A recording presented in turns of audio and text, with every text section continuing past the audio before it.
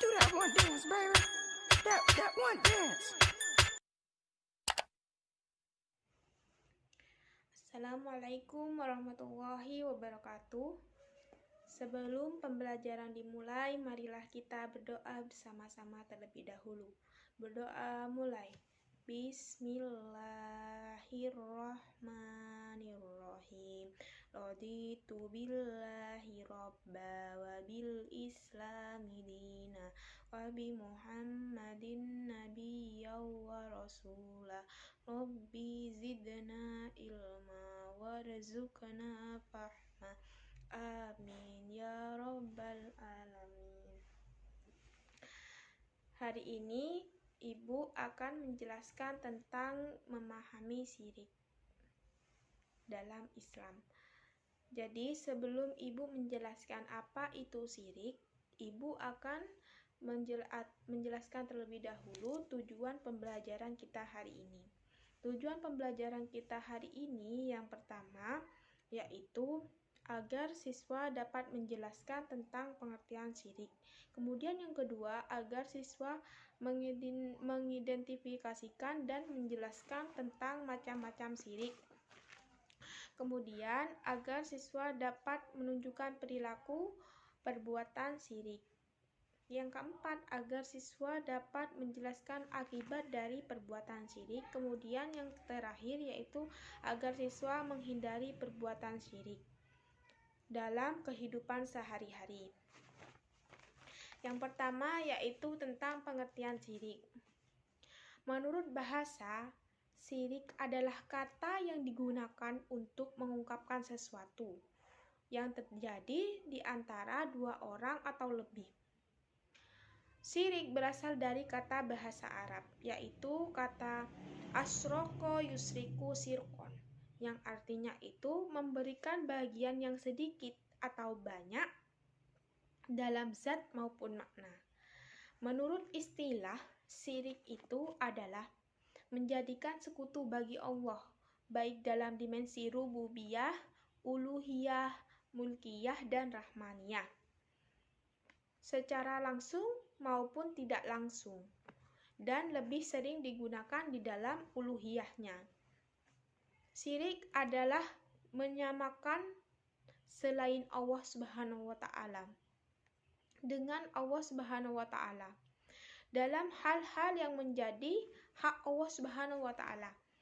Pembatalan keislaman seseorang yang paling besar adalah syirik kepada Allah. Lafaz syirik dan bentukannya disebut berulang-ulang di dalam Al-Quran hingga lebih dari 160 kali. Karena besarnya bahaya syirik ini, salah satu firman Allah Subhanahu wa Ta'ala yang artinya sesungguhnya Allah tidak mengampuni dosa menyekutukan sesuatu dengan Dia, dan Dia mengampuni dosa yang selain syirik bagi siapa yang dikehendakinya. Barang siapa yang menyekutukan sesuatu dengan Allah, maka sesungguhnya ia telah tersesat sejauh-jauhnya. Quran Surat An-Nisa ayat 116. Rasulullah Shallallahu Alaihi Wasallam bersabda yang artinya, maukah aku kabarkan kepada kalian dosa yang paling besar 3 kali? Maukah aku kabarkan kepada kalian dosa yang paling besar? Maukah aku kabarkan kepada kalian dosa yang paling besar? Maukah aku kabarkan kepada kalian dosa yang paling besar 3 kali? Mereka menjawab, ya wahai Rasulullah. Beliau Shallallahu Alaihi Wasallam bersabda, yaitu menyekutukan Allah. Hadis riwayat muttafaq alaih.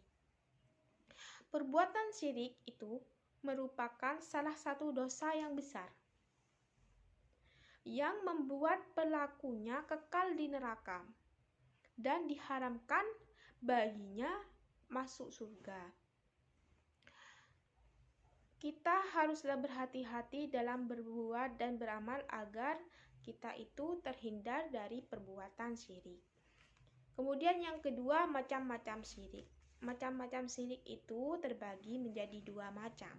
Yang pertama, syirik besar, kemudian yang kedua ada syirik kecil. Syirik besar disebut dengan syirik akbar, dan syirik kecil itu bisa juga disebut dengan syirik asghar. Syirik asghar. Yang pertama yaitu syirik besar atau syirik akbar. Syirik akbar atau syirik besar itu yaitu menyekutukan Allah, tandingan bagi Allah Subhanahu wa taala dalam hal beribadah. Misalkan berdoa kepada sesuatu yang selain Allah Subhanahu wa taala. Kemudian misalkan juga takut kepada sesuatu selain kepada Allah Subhanahu wa taala. Kemudian memohon atau meminta pertolongan kepada sesuatu selain Allah Subhanahu wa taala. Dan juga seperti mencintai atau melebih-lebihkan sesuatu selain Allah Subhanahu wa taala. Syirik besar dosanya itu tidak diampuni oleh Allah Subhanahu wa taala kecuali dia bertobat sebelum meninggal. Syirik besar membuat pelakunya itu haram masuk surga dan kekal di neraka. Syirik besar ada yang tampak nyata. Zahirun jahilun, seperti contohnya itu menyembah berhala, seperti menyembah matahari, kemudian seperti menyembah bulan, seperti menyembah malaikat, dan juga seperti menyembah benda-benda lainnya. Kemudian ada juga yang tersembunyi, batinun kafiyun, seperti berdoa kepada orang yang sudah meninggal, meminta pertolongan kepada orang yang sudah meninggal, dan minta disembuhkan dari penyakit, dan minta agar dihindarkan dari segala mara bahaya dan sejenis lainnya.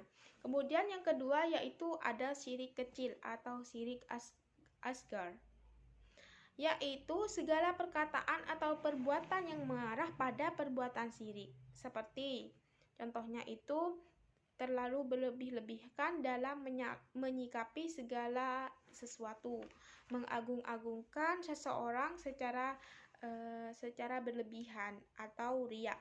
Riya itu adalah perbuatan yang tidak disukai oleh Allah Subhanahu wa taala, perbuatan tercela. Riya itu bisa juga disebut dengan syirik kecil.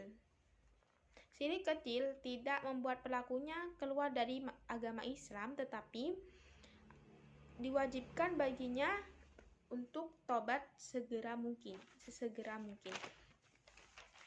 Kemudian syirik kecil itu termasuk perbuatan dosa yang dikhawatirkan akan mengantar pelakunya kepada syirik besar. Rasulullah Shallallahu Alaihi Wasallam bersabda yang artinya, yang paling kutakuti atas umatku adalah syirik kecil. Maka mereka bertanya, apa itu syirik kecil? Rasulullah Shallallahu Alaihi Wasallam bersabda, berkata, riya. Hadis riwayat Ahmad dan Tabrani. Pengklasifikasian syirik besar dan syirik kecil dapat dilihat dalam hal yang berikut Ibu jelaskan. Yang pertama itu berdasarkan kekhususan sifat Allah Subhanahu wa taala.